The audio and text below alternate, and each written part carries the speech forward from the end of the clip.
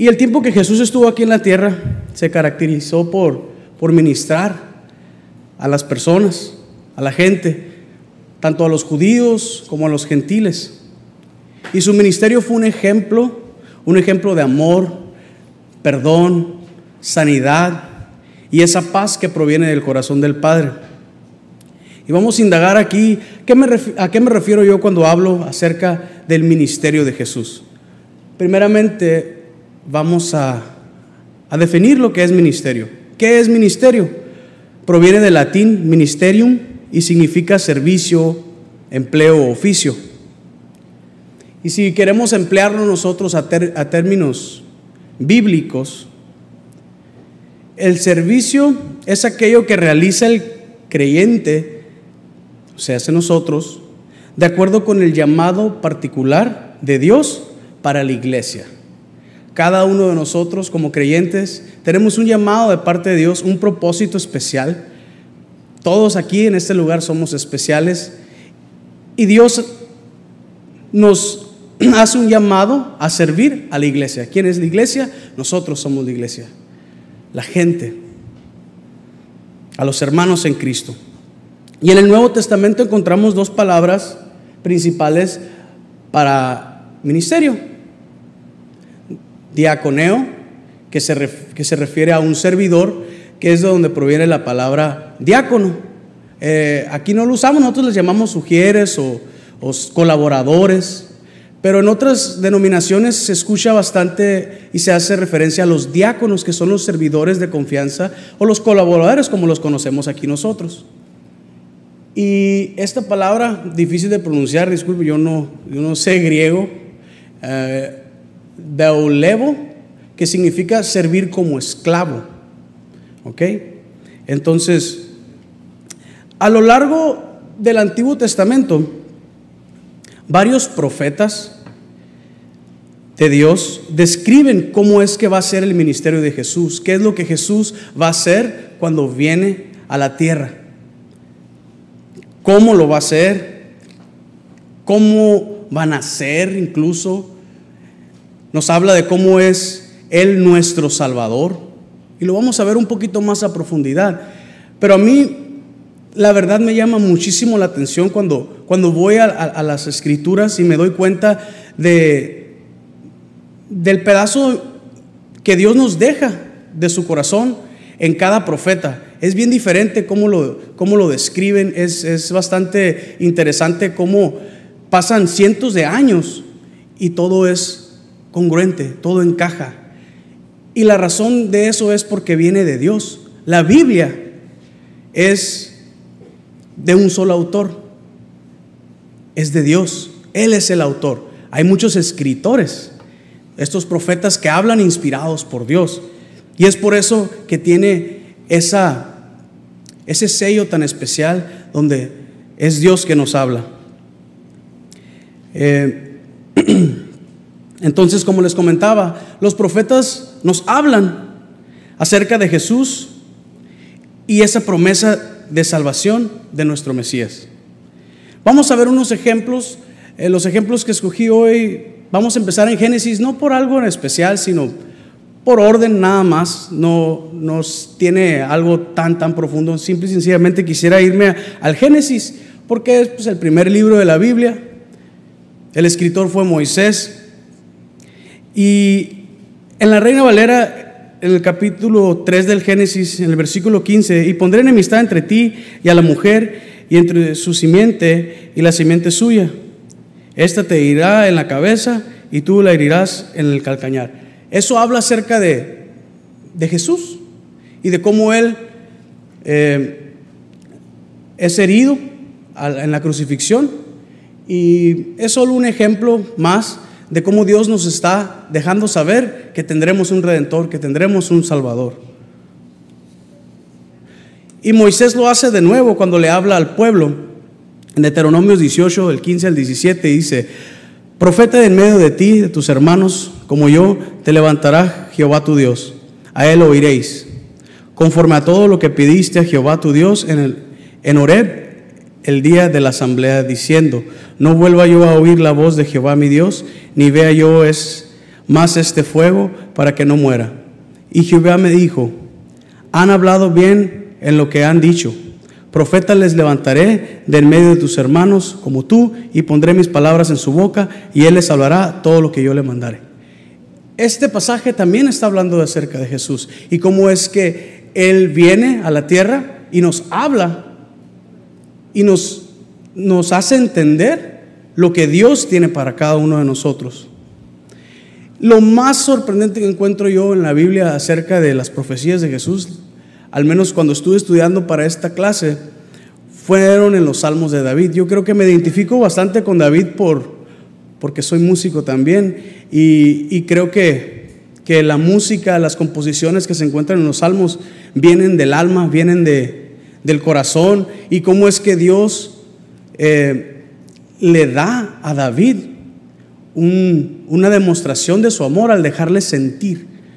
Es algo muy especial cuando ejecutas un instrumento o interpretas una canción, cómo hay sentimientos que salen y podemos percibir del autor o del compositor, en este caso, lo que siente o lo que pretende mostrar a través de la música. Es algo hermoso. Entonces yo creo que por eso es que me impacta tanto. En el Salmo 16:10, porque no dejarás mi alma en el Seol, ni permitirás que tu santo vea corrupción. Y ahí está hablando de Jesús. Y hace referencia a cómo Jesús no va a ver, no va a quedar sepultado, sino que va a resucitar. Se cumple cuando Jesús resucita al tercer día. David, lleno del Espíritu, nos habla directamente del corazón de Dios. Y hay un pasaje muy especial que es el Salmo 22. Y empieza así: Dios mío, ¿por qué me has abandonado? Y este salmo es un salmo tremendo para el tiempo en el que fue escrito este salmo, y nos deja ver exactamente la pasión de Cristo. Si nosotros lo leemos, y les invito a leerlo y a estudiarlo para que puedan percibir lo que Dios le está dando a David en este canto. Y dice: ¿por qué estás tan lejos de mí, de mi salvación y de las palabras de mi clamor? Dios mío, clamo el día y no me respondes, y de noche y no hay para mí reposo. Porque tú eres santo, tú habitas entre las alabanzas de Israel. Y en ti esperaron nuestros padres, esperaron y tú los libraste. Clamaron a ti y fueron librados. Confiaron en ti y no fueron avergonzados. Mas yo soy un gusano y no hombre, oprobio de hombres y desprecio del pueblo. Y aquí es donde empieza a hablar acerca de lo que pasa durante la crucifixión de Jesús. Seguimos leyendo y hay algo muy especial. Nos brincamos al versículo 26 y dice: comerán los humildes y serán saciados, alabarán a Jehová los que le buscan, vivirá vuestro corazón para siempre. Se acordarán y volverán a Jehová todos de los confines de la tierra, y todas las familias de las naciones adorarán delante de ti. Porque de Jehová es el reino, y Él regirá las naciones. Y aquí está hablando de la victoria que llega después de la crucifixión de Jesús. Al resucitar de la muerte, Dios nos da ese Salvador. Y quiero destacar algo que se me hizo muy interesante acerca de este salmo, y es como comienza. Este salmo comienza diciendo: ¿por qué me has abandonado? Y Dios mío, ¿por qué me has desamparado? Y se me hace tan interesante que las primeras palabras que Jesús dice en la cruz, que quedan registradas ahí, son exactamente estas mismas palabras: Dios mío, ¿por qué me has desamparado? Y no sé ustedes, pero cuando yo escucho una canción, se me queda grabado con facilidad. Yo creo porque soy músico. Pero si yo les canto un pedazo de una canción, estoy seguro que ustedes pueden repetir lo que sigue. Por ejemplo, si yo dijera, Él es el... ¿Verdad? Entonces, es algo que pasa. Entonces, quiero indagar un poquito en ese concepto. Porque si somos nosotros capaces de agarrar una canción, ¿por qué? Porque la escuchamos aquí en la congregación, ¿verdad? Y la memorizamos y podemos recitarla de memoria. Cuando Jesús estaba siendo crucificado por doctores de la ley. Sabemos que el pueblo de Israel son gente estudiadísima, gente muy preparada. Muchas gracias. Gente que recita la palabra, que memoriza la palabra. Y cuando Jesús dice eso, están ahí los importantes de la ley, los directores del templo, y dicen, ¿qué dijo? Está hablando está buscando Elías. Y hay una pequeña confusión, pero yo creo que se hicieron los sordos, porque ahí Jesús les estaba diciendo, ese salmo, ustedes se lo saben, y ese salmo habla acerca de mí. Y si ustedes lo estudian, ahí habla de cómo se reparten las vestiduras de Jesús, como pasó en la pasión. Y es algo bello lo que se cumple aquí. Y yo quiero destacar esa porción en la que Dios nos deja ver la certeza del Salvador que tiene para nosotros. Y quiero continuar. Nomás era algo que quería yo que miraran. Si vamos a Mateo, y ahí lo vamos a ver, Mateo 27, 46 y 47. Cerca de la hora novena, Jesús clamó a gran voz diciendo, Elí, Elí, lama sabactani. Esto dice, Dios mío, ¿por qué me has desamparado? ¿Se fijan?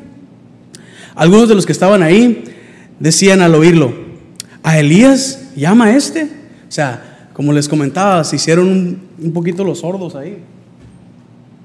Pero Jesús les estaba dejando en claro que Él era el Salvador. Porque este pasaje que acabamos de leer, Salmo 22, es un salmo dedicado a Jesús. Y el Salmo 118, 21, 22 nos habla, dice, te alabaré porque me has oído y me fuiste por salvación. La piedra que desecharon los edificadores ha venido a ser cabeza de ángulo. Y todos sabemos que Jesús es esa piedra angular. La piedra angular se utilizaba en la antigüedad como la base y el estándar sobre la cual se construyó un edificio. Una vez en el sitio, el resto del edificio se ajustaba a los ángulos y el tamaño de la piedra angular, ¿verdad? Entonces, esa lo podemos ver en lo que dice Pablo acerca de Jesús en la carta de los Efesios.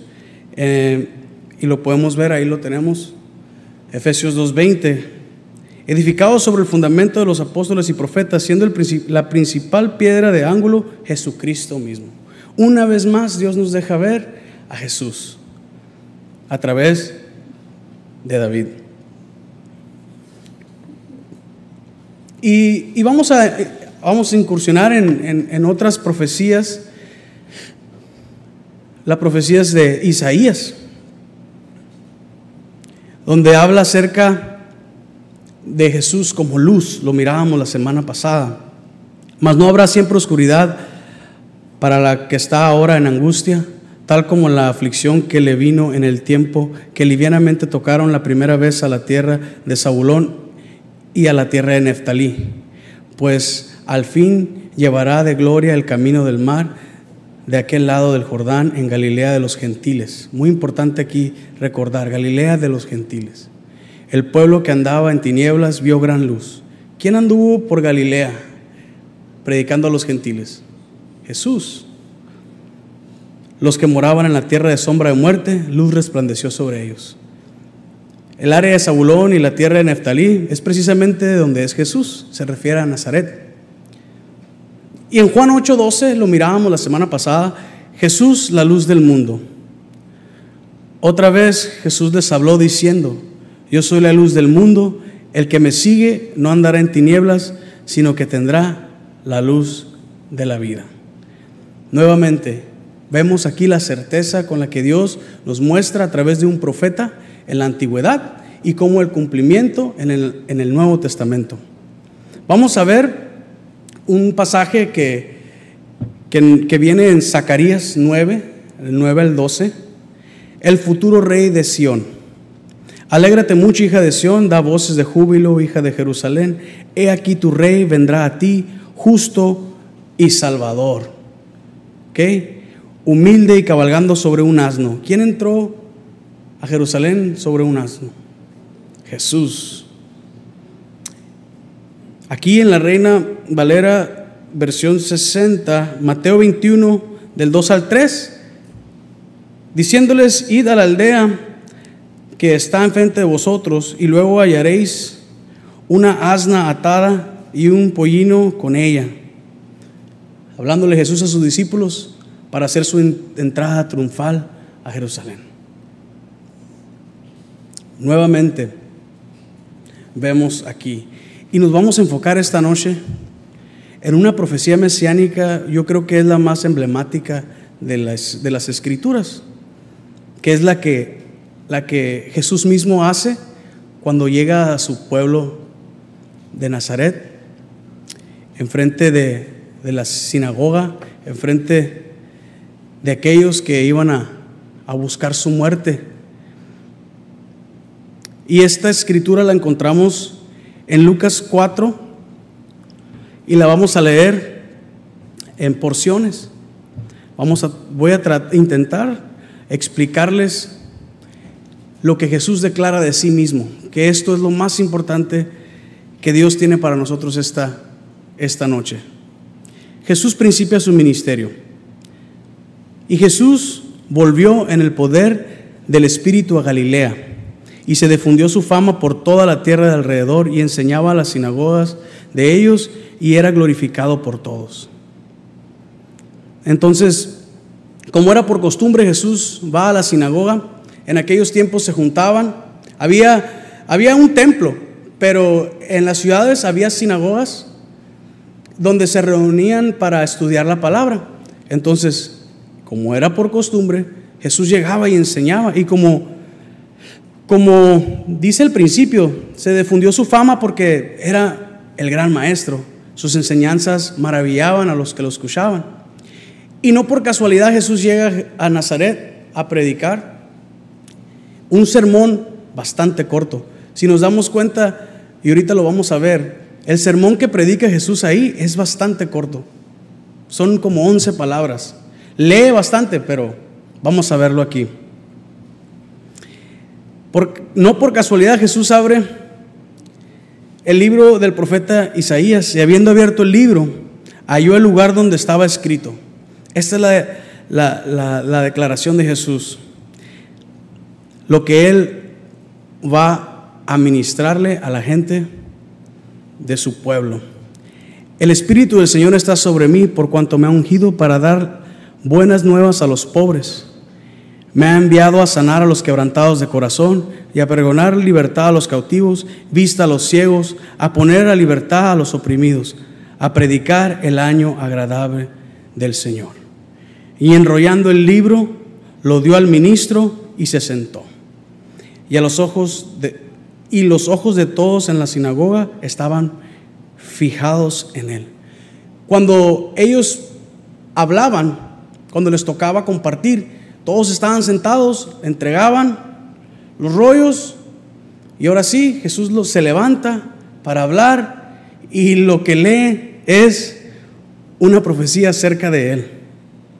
Y aquí viene lo que nos maravilla, porque los que estaban ahí estaban muy expectantes. ¿Por qué? Porque Jesús llevaba, como decía al principio, mucha fama. Entonces querían saber qué es lo que va a decir acerca de una escritura que habían estudiado ya bastante. Ya habían estudiado esto, y era la porción que tocaba ese sábado, y querían escuchar de él la enseñanza. Y aquí viene el sermón de Jesús.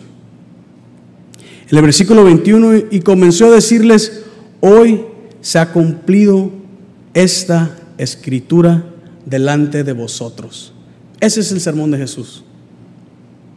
Eso es lo que les dice en su tierra de Nazaret, de donde Él es, donde lo conocían, donde Él anduvo desde pequeño, trabajando en el taller de carpintería de su padre. Y lo que les dice es, de lo que estamos hablando, del Mesías, está aquí enfrente de ustedes, ese soy yo. Y así es como inicia Jesús su ministerio, diciéndole a todos que Él es el Mesías. Y vamos a continuar leyendo, dice, y todos daban buen testimonio de Él y estaban maravillados de las palabras de gracia que salían de su boca. Y cuando leemos esto pensamos que, pues qué suave, ¿no? Estaban maravillados, lo vemos como algo bueno, ¿no? Lo asociamos con algo bueno. Pero quiero decirles que no fue así. Daban buen testimonio de Él porque sabían quién era, sabían de qué familia era, sabían a qué se dedicaba. Entonces hablaban, sabían, dieron testimonio. Para dar un testimonio es necesario hablar. Entonces estaban hablando, y cuando habla acerca de lo maravillado que estaban de las palabras de gracia que salían de su boca, es como si yo ahorita empiezo a decir que yo, Pedro, soy un hombre muy guapo, muy inteligente, no sé, empiezo a hablar maravillas de mí. Ustedes también van a quedar maravillados, van a decir esas palabras de gracia que salen de su boca. Pero si yo hablo acerca de alguien más, por ejemplo, si yo digo mi esposa es hermosa, es muy inteligente, muy capaz, buena madre de sus hijos, pues dices tú, ok, está bien. Pero si lo digo acerca de mí, todos van a quedar maravillados, van a decir, ¿y este qué? Porque ya predicó en todo Galilea y tuvo mucho éxito y es un gran maestro, ahora ya se cree el Mesías. Pero pues si este es el que creció aquí cortando madera, de hecho Él me hizo los gabinetes, Él me hizo la adición de la casa, o sea, ya perdió el piso. ¿Por qué? Porque daban testimonio y decían, ¿no es este el hijo de José? Entonces por eso estaban maravillados. Decían, pues este es solo un hombre como tú y como yo. Pero Jesús tiene una respuesta para ellos. De hecho, este pasaje es paralelo a otros pasajes en los evangelios sinópticos. En Marcos dice Jesús que Él sabe y dice, mas Jesús les decía, no hay profeta sin honra, sino en su propia tierra, y entre sus parientes y en su casa. Entonces, Jesús les dice lo siguiente, y yo creo que se dio cuenta por el testimonio que daban de Él, lo que estaban pensando, y les dijo, sin duda me diréis este refrán, médico, cúrate a ti mismo, de tantas cosas que hemos oído que se han hecho en Capernaum, haz también aquí en tu tierra. Y añadió, de cierto os digo que ningún profeta es aceptado en su propia tierra.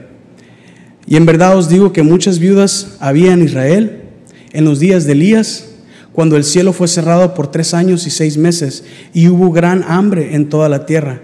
Pero a ninguna de ellas fue enviado Elías, sino a una mujer viuda en Sarepta de Sidón. Y muchos leprosos había en Israel en el tiempo del profeta Eliseo, pero ninguno de ellos fue limpiado, sino Naamán el sirio. Naamán el sirio fue un comandante que se dedicó a conquistar Israel. Y esta respuesta que Jesús les tiene, aquí les está diciendo, miren, su Salvador no solo viene por ustedes, también viene por los demás, por los gentiles. Para ellos fue un shock, porque por siglos han escuchado acerca de las profecías, han sido oprimidos por los gentiles, y Jesús les estaba diciendo, los voy a salvar, vengo a darles salvación. de aquellos que los oprimen, pero también me voy a llevar a los que los oprimen. Entonces para ellos era como, ¿cómo es posible? Déjalos allá, o sea, sálvanos a nosotros, a ellos que se queden. Pero Jesús les está diciendo, allá en la tierra, cuando el cielo estuvo cerrado, no fue a las viudas de Israel, sino que fue a aquella viuda que era gentil. Cuando había leprosos, en el tiempo del profeta Eliseo, le dice que en el tiempo de Eliseo ninguno de los leprosos fue sanado, sino que un gentil. Y aquí es donde les digo que se tornan un poquito difíciles las cosas para Jesús, porque al oír de esas cosas, dice Lucas 4:28, todos en la sinagoga se llenaron de ira. Regresemos a Lucas 4:18 y a la declaración que hace Jesús acerca de sí mismo, que es esta profecía mesiánica que dice: el Espíritu del Señor está sobre mí, por cuanto me ha ungido para dar las buenas nuevas a los pobres, y me ha enviado a sanar a los quebrantados de corazón, a pregonar libertad a los cautivos y vista a los ciegos, y a poner en libertad a los oprimidos. Y esta es la buena noticia que tiene Jesús de salvación. Jesús vino para dar buenas nuevas a los pobres. Y la palabra griega que usa aquí para pobres es tochos, que se refiere a aquellos que son pobres, pero porque no se pueden valer por sí mismos. Hay otra palabra griega que se usa que es penis, algo así, el pastor sabe más de esto. Pero esa palabra se refiere a los pobres obreros, a los que trabajan, que son pobres, los pobres del diario, ¿no? Pero no, la palabra que usa Jesús es aquellos que si no obtienen de alguien más, van a morir. Quiero decirles, esos somos nosotros. Pero Jesús tiene un plan para nosotros, un plan de salvación. Hay situaciones que nos llevan a reconocer que somos pobres de espíritu, que no tenemos otra opción, que si no viene Jesús a salvarnos, vamos a morir. Y yo creo que la palabra que el Señor tiene para nosotros el día de hoy es que Jesús viene por cada uno de nosotros. Si hay un documento inclusivo, ya ve que ahora está de moda la inclusión y ¿verdad? Yo creo que es el Evangelio, porque dice la palabra que viene por todos nosotros. Jesús les estaba dejando en claro a los judíos que Él venía por los gentiles, venía por aquellos que sin Salvador iban a morir, y eso les llenó de ira,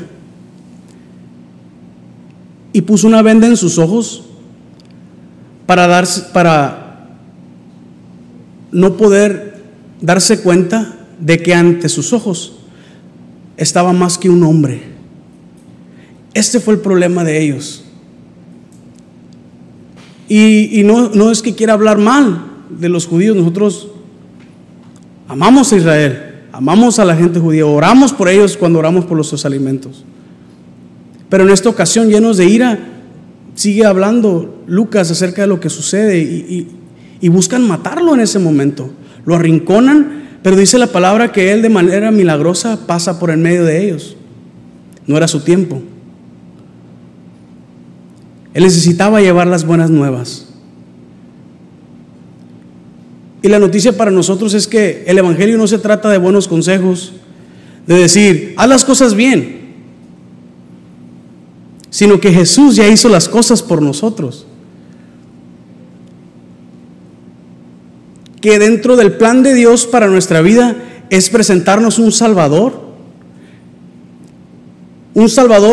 el cual no mira tus defectos, tu lepra, aquello que no puedes soltar, sino que dice: yo puedo. Cuando tú no puedes, yo puedo. Pero estamos muchas veces ensimismados, no tenemos el tiempo, somos esclavos de nuestro trabajo, dándole prioridad. Ahí es donde estamos siendo oprimidos. Quizás en nuestras emociones, alguna situación difícil.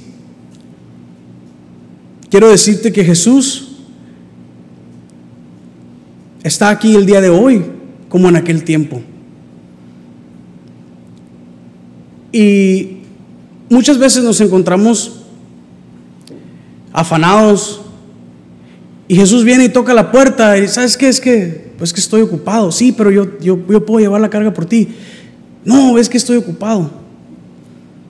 Ahí regresa después. Y sí, pues Jesús llega nuevamente y te toca. Ok, ya llegué. No, tengo la casa bien sucia, no puedes pasar. No, pero yo me dedico a limpiar casas. De hecho, tengo un amigo que es el Espíritu Santo y él me ayuda a hacer todo limpio y puro. No, es que no tengo tiempo, me dejó la novia o me dejó el novio y ahorita pues estoy triste. No, pero yo te puedo dar eso que tú ocupas. Esa palabra de aliento, yo soy.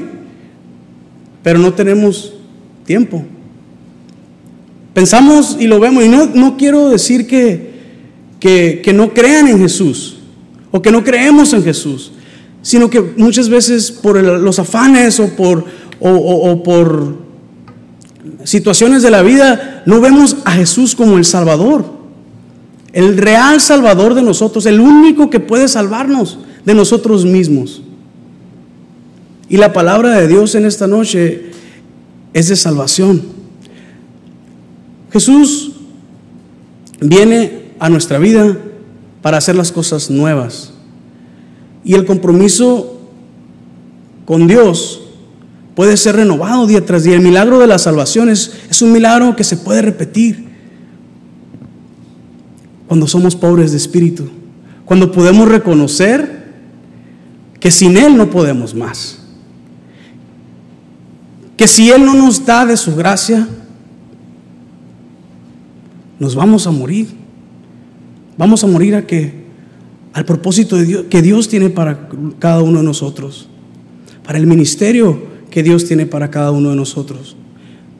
Cada creyente, cada uno de nosotros tiene un llamado de parte de Dios para servir, para ser una extensión de su reino. Pero para eso primero tenemos que reconocer nuestra condición como aquellos pobres de los que hablaba Jesús, que venía a salvar.